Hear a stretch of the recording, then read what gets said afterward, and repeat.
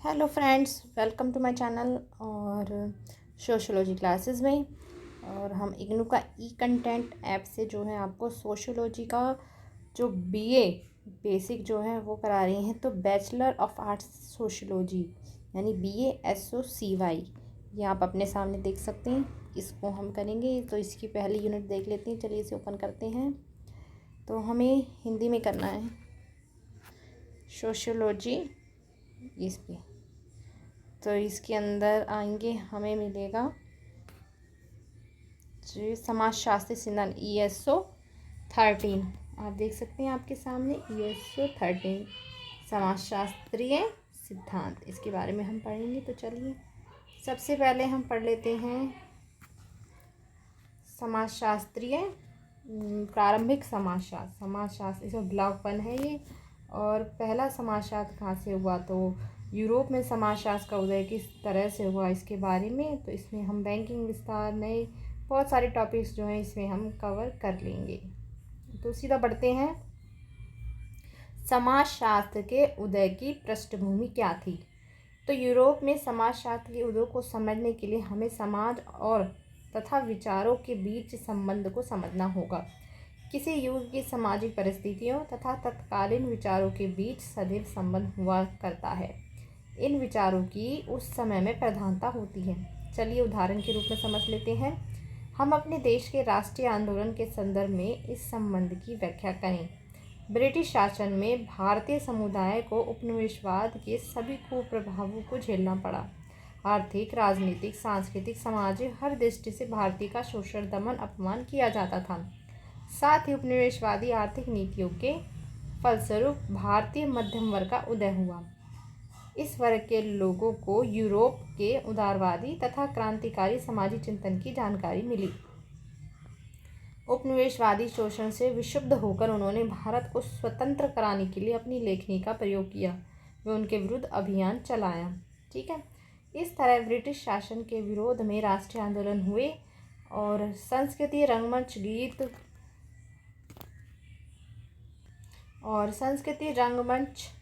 गीत, साहित्य आदि में स्वतंत्रता की भावना व्याप्त हो गई थी। प्रेमचंद का उपन्यास कर्म भूमि, जो दूरदर्शन पर धारावाहिक के रूप में दिखाया जा चुका है, उस समय के परिवर्तनों को दर्शाता है। अतः स्पष्ट है कि विचारों का मूल आधार अनिवार्यतः सामाजिक परिवेश में ही निहित है। फिर है प्रबोधन युग। हमें समाजशास्त्र के उदय को भी सामाजिक, आर्थिक, राजनीतिक पृष्ठभूमि में समझना होगा।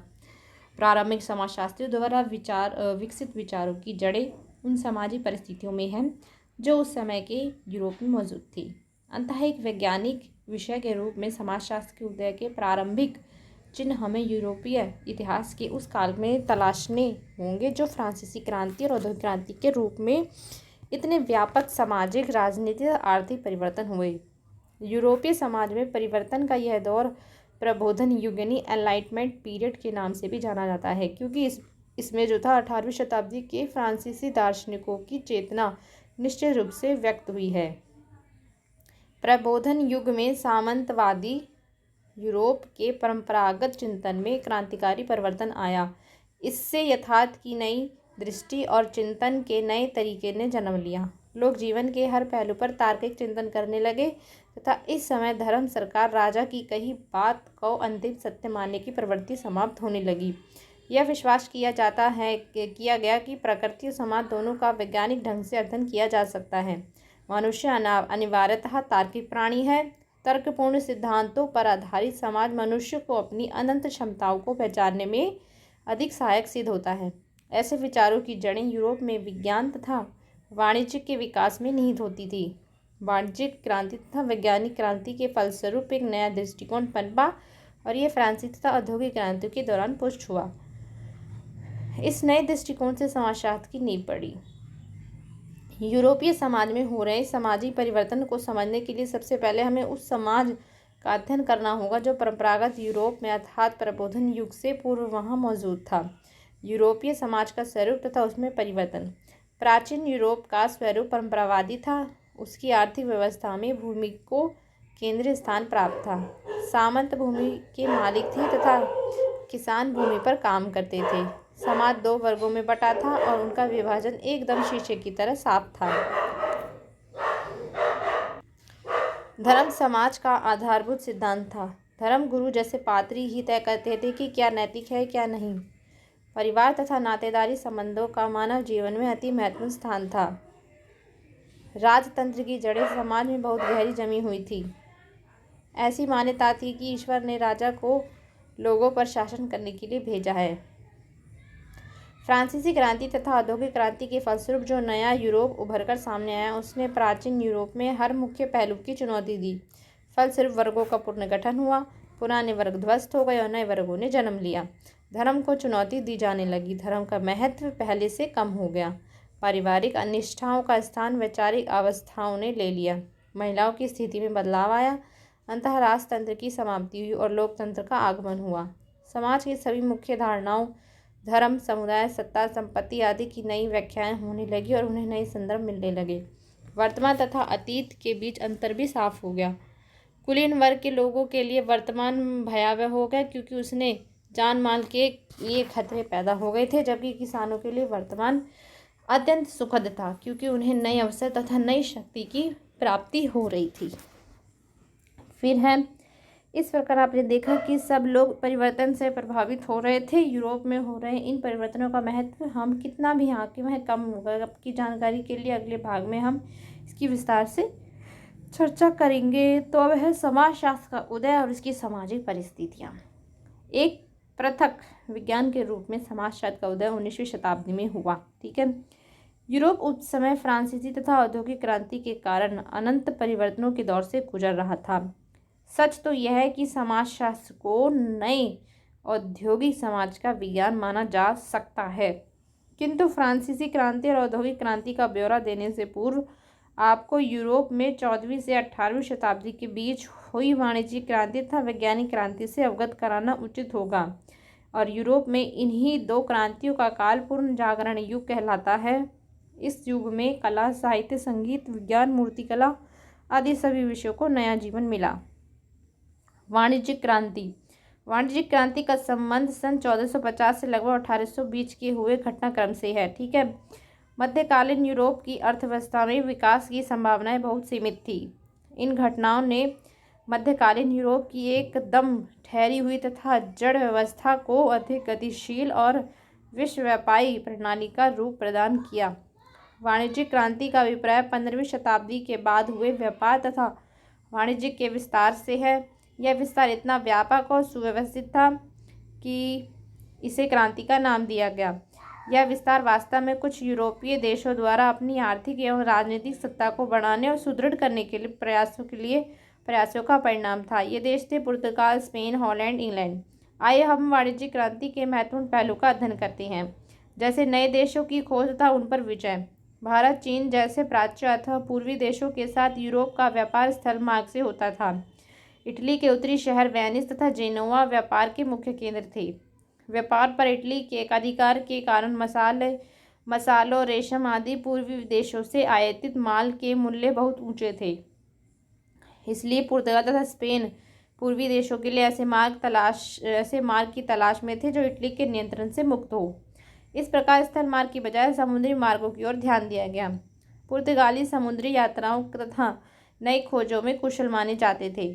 आपको मालूम ही होगा कि वास्को डी गामा अफ्रीका के दक्षिण तट से होता हुआ 1498 में भारत के तट पर पहुंचा था। इटली वासी क्रिस्टोफर कोलंबस भी स्पेन के राजा तथा महारानी के संरक्षण में भारत की खोज पर निकला था, किंतु वह उत्तरी अमेरिका जा पहुंचा। अमेरिका का एक संयोग में खोज से स्पेन को बहुत लाभ हुआ। इससे अमेरिका पर स्पेन के साम्राज्य की नींव पड़ गई। ब्रिटेन, फ्रांस, हॉलैंड भी स्पेन और पुर्तगाल का अनुसरण करने लगे। इसके फलस्वरूप भारत और अफ्रीका के कुछ भाग, Malacca, spice island, West Indies तथा दक्षिण अमेरिका पर Spain, Portugal, England, France, Holland का आर्थिक नियंत्रण हो गया। व्यापार ने विश्वव्यापी उद्गम का रूप ले लिया। इस बीच इटली के शहरों का अधिकार समाप्त हो गया। यूरोपीय मंडियों में पूर्व से मसाले और कपड़ा, उत्तरी अमेरिका से तंबाकू, दक्षिण अमेरिका से चॉकलेट, कोको और कुकिंग तथा अफ्रीका से हाथी दांत जैसी वस्तुएं खूब पहुंचने लगी। इसके अतिरिक्त अफ्रीका से लोगों को दास बनाकर भी लाया जाने लगा। अमेरिका की खोज के बाद व्यापार का क्षेत्र और फैल गया। शुरू में दूसरे देशों से मसाले और कपड़ा अधिक मंगाए जाते थे, किंतु बाद में इस सूची में सोना और चांदी भी जुड़ गई। वाणिज्यिक क्रांति के और आगे बढ़ने से पुर्तगाल तथा स्पेन की स्थिति कमज़ोर हो गई और यूरोप और विश्व में इंग्लैंड, हॉलैंड, फ्रांस का प्रभुत्व बढ़ गया। फिर है बैंकिंग व्यवस्था का विस्तार। बैंकिंग का विकास वाणिज्यिक क्रांति का एक प्रमुख पहलू था। ऋण सुविधाओं का विस्तार किया गया, जिससे व्यापारियों के लिए समूचे यूरोप में व्यापार करना सरल हो गया और 18वीं शताब्दी में चेक का आविष्कार हुआ। सोने चांदी के सिक्कों के स्थान पर कागज़ की मुद्रा का चलन हो गया। कंपनियों का विकास। व्यापार तथा वाणिज्य में लगातार वृद्धि को देखते हुए नए प्रकार के व्यापार संगठनों की व्यवस्था महसूस होने लगी और 16वीं शताब्दी में नियमित कंपनियां अस्तित्व में आई। ये कंपनियां अपने अपने उद्योगों में सहयोग के लिए इकट्ठे हुए व्यापारियों के संघ थे। 17वीं शताब्दी में संयुक्त पूंजी कंपनियों का उदय हुआ। इस व्यवस्था में पूंजी के शेयर अनेक निवेशकों में बटे रहते थे। इनमें से कुछ कंपनियां चार्टर्ड कंपनियां थीं, जिन्हें सरकार की ओर से क्षेत्र विशेष में व्यापार के एकाधिकार की गारंटी मिली हुई थी, और ब्रिटिश ईस्ट इंडिया कंपनी तथा उच्च ईस्ट इंडिया कंपनी इसी प्रकार की कंपनियां थीं। अब है नए वर्ग का उदय। जैसे कि इस भाग में पहले संकेत दिया जा चुका है कि इस युग की प्रमुख विशेषता मध्यम वर्ग के हाथों में आर्थिक सत्ता पहुंचाना था। 17वीं शताब्दी के अंत तक लगभग सभी यूरोपीय देशों में मध्यम वर्ग और प्रभावशाली वर्ग के रूप में उभर चुका था। मध्यम वर्ग, इसमें व्यापारी, बैंकर, जहाज मालिक, उपनिवेशक आदि शामिल थे। इस स्तर पर आर्थिक शक्ति ही उनकी मुख्य ताकत थी। इस इकाई में बाद में यह बताया जाएगा कि किस तरह 19वीं शताब्दी में यह वर्ग राजनीतिक दृष्टि से भी शक्तिशाली बन गया। विश्व का यूरोपीयकरण। यूरोपीकरण शब्द से हमारा अभिप्राय अन्य देशों द्वारा यूरोपीय तौर तरीकों जैसे तथा संस्कृति को अपना लिए जाने से है। यूरोपीयकरण अन्य देशों द्वारा यूरोपीय तौर तरीके संस्कृति को अपना लिए जाने से ही उसको हम यूरोपीयकरण कहेंगे। व्यापारियों, मिशनरियों, अमेरिकी क्षेत्रों पर विजय ने अमेरिका के यूरोपीयकरण में सहयोग दिया। बाद में उपनिवेशवाद के कारण एशिया, अफ्रीका में भी इस प्रक्रिया का प्रभाव हुआ। आगे बढ़ने से पहले हम इसको पूरा सोच लेते हैं कि आप सभी 14वीं से 18वीं शताब्दी के बीच यूरोप में हुई वाणिज्यिक क्रांति का ब्यौरा पढ़ा। अब हम प्राचीन भारतीय इतिहास पर पाठ्यक्रम, यदि संभव हो तो 11वीं कक्षा के R.S. शर्मा द्वारा लिखित राष्ट्रीय शैक्षिक अनुसंधान एवं परीक्षण पर प्रकाशित पुस्तक प्राचीन भारत पढ़िए। आपको पता लगाइए कि क्या इस काल में भारत में भी इससे मिलती जुलती कोई वाणिज्यिक गतिविधि थी। चलिए आगे बढ़ते हैं। इस काल में राजतंत्र मजबूत हुआ, धर्म का बहुत प्रभाव कम हुआ और मध्यम वर्ग का उदय हुआ। यूरोपीयकरण की प्रक्रिया की शुरुआत थी, जो उपनिवेशवाद के साथ शिखर पर पहुंच गई। इस प्रकार यूरोप को आर्थिक विस्तार के नए क्षेत्र मिल गए और उसका आर्थिक प्रभुत्व सारे संसार तक फैल गया। अब आइए हम बात करते हैं वैज्ञानिक क्रांति का अध्ययन करेंगे। इस भाग में हमने मानव जीवन के एक अत्यंत महत्वपूर्ण क्षेत्र विज्ञान में हुए विकास तथा परिवर्तन का अध्ययन किया। पूर्ण जागरण काल में यूरोप में वैज्ञानिक क्रांति हुई और इस वैज्ञानिक क्रांति के प्रभाव से न केवल मनुष्य के भौतिक जीवन में परिवर्तन, बल्कि प्रकृति और समाज के प्रति मनुष्य के विचारों में भी बदलाव आया। सर्वप्रथम हमें स्पष्ट करना है कि विज्ञान के इतिहास से हमारा क्या अभिप्राय है, जिसका कि इस भाग में उल्लेख किया जाएगा। विज्ञान के इतिहास का अर्थ घटनाओं, उनकी तिथियों की सूची में ही मात्र नहीं है। यह एक और समाज, राजनीतिक और अर्थव्यवस्था तथा संस्कृति और दूसरी ओर विज्ञान के बीच आदान प्रदान का वृत्तांत है। विज्ञान का अध्ययन उसके सामाजिक संदर्भ तथा पृष्ठभूमि से अलग करके नहीं किया जा सकता। चलिए अब हम बात करते हैं समाज विज्ञान के सामाजिक प्रकारों की चर्चा करते हैं। विज्ञान का विकास समाज से अलग होकर नहीं होता, बल्कि यह मानवीय आवश्यकताओं की प्रक्रिया में ही विकसित है। उदाहरण के लिए अनेक प्रकार के टीके ही क्यों तैयार नहीं हो गए हों, बल्कि बीमारियों का इलाज करने की आवश्यकता होने पर उनका विकास किया गया। समाज के भौतिक जीवन को प्रभावित करने के साथ साथ विज्ञान का विचारों से गहरा संबंध है। समाज में विद्यमान सामान्य भौतिक वातावरण विज्ञान के विकास को प्रभावित करता है। इस प्रकार विज्ञान में नई प्रगति के अन्य क्षेत्रों में लोगों की दृष्टिकोण तथा आस्थाओं में परिवर्तन आ जाता है। इस तथ्य को ध्यान में रखना बहुत आवश्यक है। आपको यह बराबर बताया जाएगा कि किस प्रकार नए वैज्ञानिक विचारों ने विद्वानों को समाज के बारे में नए ढंग से सोचने के लिए प्रेरित किया। यूरोप में समाजशास्त्र के उदय में विज्ञान द्वारा विकसित नए विचारों खोजों में एक महत्वपूर्ण भूमिका अदा की। मध्यकाल में विज्ञान की स्थिति, जैसा कि हमने पिछले भाग में बताया है कि मध्यकालीन समाज में सामंतवादी व्यवस्था हावी थी। सत्ता और ज्ञान का केंद्र बिंदु धर्म था। शिक्षा मुख्यतः धार्मिक प्रवृत्तियों के बारे में ही दी जाती थी। धर्म की रूढ़ियों विश्वासों को चुनौती देना एक कठिन था। ऐसे वातावरण में नए तथा साहसिक विचारों का उभरना असंभव था। इसलिए इस युग में विज्ञान की प्रगति की उपयोगिता केवल उत्पादन की तकनीकों को सुधारने तक थी। अब है पूर्ण जागरण काल। पूर्ण जागरण काल में वैज्ञानिक क्रांति की प्रक्रिया प्रारंभ हुई। इससे विज्ञान के क्षेत्र में व्याख्या और समालोचना के युग का सूत्रपात हुआ। यह अतीत से एक स्पष्ट विच्छेदन था, प्राचीन सत्ता के लिए एक चुनौती थी। आइए अब हम इस काल में कला और विज्ञान की कुछ प्रमुख घटनाओं पर दृष्टिपात करें। चित्रकला। इस युग में कला, साहित्य, विज्ञान सभी का विकास हुआ। प्रकृति और मानव शरीर के प्रति वैज्ञानिक दृष्टिकोण का विकास हुआ। यह तथ्य उस काल के उन चित्रों में झलकता है जिनमें प्रकृति मानव शरीर की सूक्ष्मताओं को चित्रित किया गया। चिकित्सा में जांच पड़ताल के लिए मृत मानव शरीर की चीरफाड़ करके स्वीकृति दे दी गई। डॉक्टरों चिकित्सकों ने शरीर की रचना का प्रत्यक्ष रूप से निरीक्षण किया। इस प्रकार शरीर रचना विज्ञान यानी एनाटॉमी, शरीर क्रिया विज्ञान, साइकोलॉजी तथा रोग विज्ञान पैथोलॉजी में पर्याप्त प्रगति हुई। रासायनिकी का एक सामान्य सिद्धांत विकसित हुआ। ऑक्सीकरण, अपचयन, आवासन, सम्मिश्रण जैसे रासायनिक क्रियाओं का अध्ययन हुआ। समुद्र यात्रा, खगोल विद्या। वास्को डी गामा 1498 पर भारतीय तट पर पहुंचा और कोलंबस ने 1492 में अमेरिका की खोज की।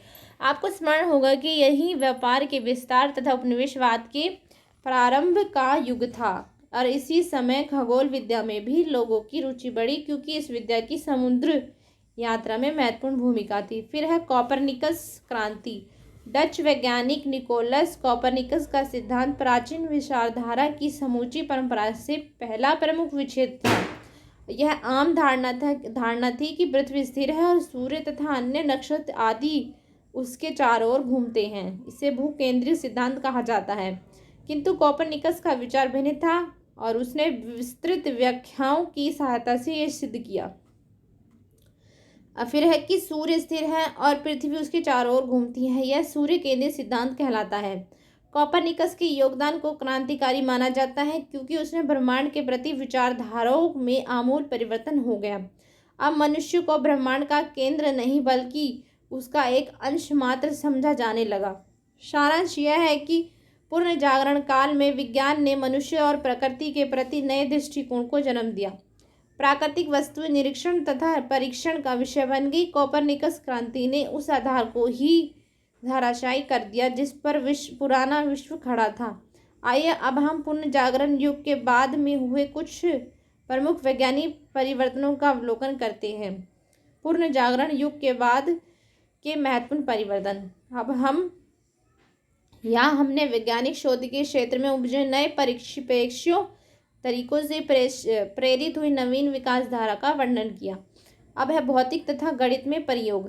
गैलीलियो गैलीली और 1569 से 1642, जोहानिस केपलर 1571-1630 तथा बाद में आइजैक न्यूटन 1642 और 1727 जैसे भौतिक वैज्ञानिकों तथा गणितज्ञों की उपलब्धियों से विज्ञान के स्वरूप में क्रांतिकारी परिवर्तन हुए। इसे प्रायोगिक पद्धति को प्राथमिकता मिलने लगी। इसके फलस्वरूप पुराने विचारों को चुनौती दी गई तथा वैकल्पिक विचार सुझाए गए। ये वैकल्पिक विचार सिद्ध हो जाने पर और बार बार परीक्षण सफल हो जाने पर स्वीकृति कर लिए जाते थे। ऐसा न होने पर नए समाधान खोजे जाते थे। इस प्रकार वैज्ञानिक विधियों को सबसे यही और निष्पक्ष माना जाने लगा। एक विषय के रूप में समाजशास्त्र के उदय का अध्ययन करते समय यह स्पष्ट होगा कि समाज के अध्ययन के लिए इन वैज्ञानिक पद्धतियों के उपयोग को किस तरह सही बताया गया। जीव विज्ञान तथा विकासवाद का सिद्धांत। जैसे कि पहले बताया गया है कि मृत मानव शरीर चीरफाड़ करके शरीर की रचना क्रिया को बेहतर ढंग से समझने में सहायता मिली। विलियम हार्वे ने रक्त के प्रवाह की खोज की थी, विलियम हार्वे ने, और इससे कई प्रकार के नए चिंतन को बल मिला। मनुष्य के शरीर को अब हम एक दूसरे से जुड़े अवयवों तथा परस्पर संबंध प्रणालियों के संबंध में देखा जाने लगा। इस नए ज्ञान का कॉम्ट, स्पेंसर, दुर्खाइम तथा अन्य विज्ञानों ने सामाजिक चिंतन पर गहरा प्रभाव पड़ा। आइए अब हम जीव विज्ञान के एक अन्य रोचक योगदान की चर्चा करते हैं जिससे उस समय के समाज को उत्तेजित कर दिया था। ब्रिटिश वैज्ञानिक चार्ल्स डार्विन 1809 से 1882 ने 1859 में अपनी पुस्तक ओरिजिन ऑफ स्पीशीज, किसकी है ये, चार्ल्स डार्विन की बुक है ओरिजिन ऑफ स्पीशीज। बहुत इंपॉर्टेंट बुक है, याद कर लेना। यह पुस्तक उनके विश्व भर में 5 वर्ष लंबे भ्रमण के अनुभव पर आधारित है। डार्विन ने यह सिद्धांत प्रस्तुत किया कि पृथ्वी पर उपलब्ध सीमित संसाधनों के उपयोग के लिए विभिन्न जीव एक दूसरे से होड़ करते रहते हैं, इसलिए सर्वोपयुक्त का जीवन रहना प्राकृतिक नियम है। कुछ जीव ऐसी विशेषताएं विकसित कर लेते हैं जिनके कारण उनका अस्तित्व बना रहता है, जबकि अन्य जीव स्पीशीज लुप्त हो जाते हैं। डार्विन ने मानवीय विकास का अध्ययन किया, उसका उल्लेख उसकी पुस्तक डिसेंट ऑफ मैन 1863 में किया गया। उसने कहा कि मनुष्य का पूर्वज बंदर जैसा प्राणी था जिसका अनेक शताब्दियों में मनुष्य के रूप में विकसित हुआ। इस पुस्तक ने समाज को उत्तेजित कर दिया। इससे पहले यह माना जाता था कि ईश्वर ने ही अपनी छवि में मनुष्य की रचना की है। रूढ़िवादियों ने इस मान्यता को अस्वीकार कर दिया कि मनुष्य की उत्पत्ति बंदर से हुई है, किंतु डार्विन के विकासवाद के सिद्धांत को व्यापक स्वीकृति मिली। विकासवादी विचारकों, विशेषकर हर्बर्ट स्पेंसर ने कहा इस सिद्धांत को सामाजिक जगत पर लागू किया। स्पेंसर का मत था कि न केवल जीव बल्कि समाज का भी निम्न अवस्था से उच्च अवस्था की ओर विकास होता है। अब तक आपको स्पष्ट हो गया होगा कि वाणिज्यिक क्रांति और वैज्ञानिक क्रांति किस प्रकार परिवर्तनकारी शक्तियों की प्रगति थी। चलिए इस वीडियो को अब यहीं समाप्त करते हैं। इसका पार्ट 2 बनाएंगे और उसमें हम चर्चा करेंगे फ्रांसीसी समाज का बुनियादी स्वरूप। और इस वीडियो को देखने के लिए आप सभी का शुक्रिया, और ऐसे ही वीडियो को देखते रहिए। चैनल पर नए आए हैं तो प्लीज़ सब्सक्राइब, शेयर, लाइक ज़रूर कीजिए और कमेंट ज़रूर लिखिएगा कि आपको ये वीडियोस हेल्प कर रही हैं या नहीं। अगर आप इसमें इंटरेस्ट देंगे तो ही मैं आगे ये वीडियोस कंटिन्यू करूँगी, वरना इनको यहीं तक ही समाप्त कर दिया जाएगा। तो आगे हम पढ़ेंगे फ्रांसीसी समाज का बुनियादी स्वरूप।